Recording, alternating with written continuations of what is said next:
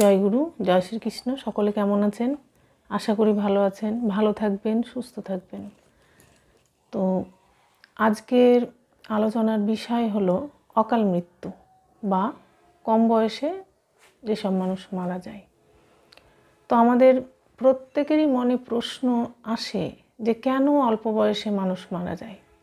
তো আমারও মনে প্রশ্ন এসেছে। তো আমি এর উত্তর এক মহাত্মার কাছ থেকে আমি পেয়েছি।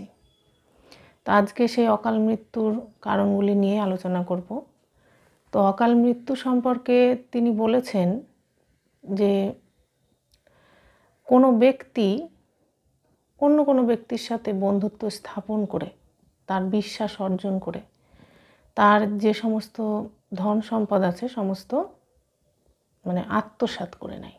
যদি কোনো ব্যক্তি এই কাজ করে থাকে তাহলে সেটা তো খুবই অন্যায় কাজ। তো সেই কাজ করলে সেই ব্যক্তির আয়ু কিন্তু কমে যায়। আবার তিনি বলেছেন যে কোনো ব্যক্তি সবসময় অহংকার বশত মানুষের সঙ্গে ক্রোধের সঙ্গে কথা বলে, সবসময় তার মনের মধ্যে অহংকার থাকে, রাগ করে কথা বলা, মানুষের সাথে খারাপ ব্যবহার করা, এগুলো করলেও কিন্তু আয়ু কমে যায়। তারপরে মাতৃস্থানীয় ব্যক্তি যারা, যেমন মা, কাকিমা, জেঠিমা, পিসিমা, এদের সঙ্গেও যদি খারাপ ব্যবহার করা হয় বা গালিগালাজ দেওয়া হয়, বা বাবার সাথেও যদি এরকম করা হয়, তবুও কিন্তু তাদের কিন্তু আয়ুটা কমে যায়। সেক্ষেত্রে এগুলোও তো খুবই অন্যায় কাজ, সেজন্যে আয়ু কমে যায়।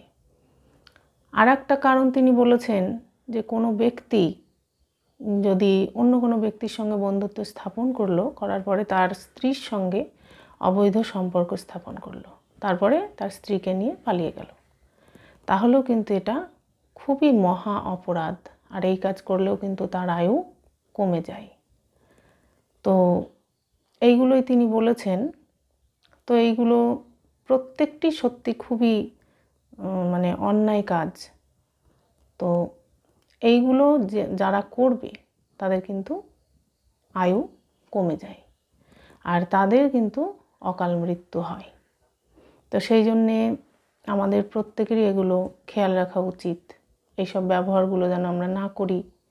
আবার কোনো স্ত্রী তার স্বামী প্রতি বিশ্বাস অর্জন করে অন্য কোনো পুরুষের সঙ্গে অবৈধ সম্পর্ক যদি স্থাপন করে, সেটাও কিন্তু খুবই গর্হিত কাজ। সেটি করলেও কিন্তু তার আয়ু কমে যায়। তো তাই এগুলো আমাদের খেয়াল রাখা উচিত। তো আজকে এই পর্যন্তই, দেখা হবে পরের ভিডিওতে। সকলে ভালো থাকুন, সুস্থ থাকুন। জয় গুরু, জয় শ্রীকৃষ্ণ।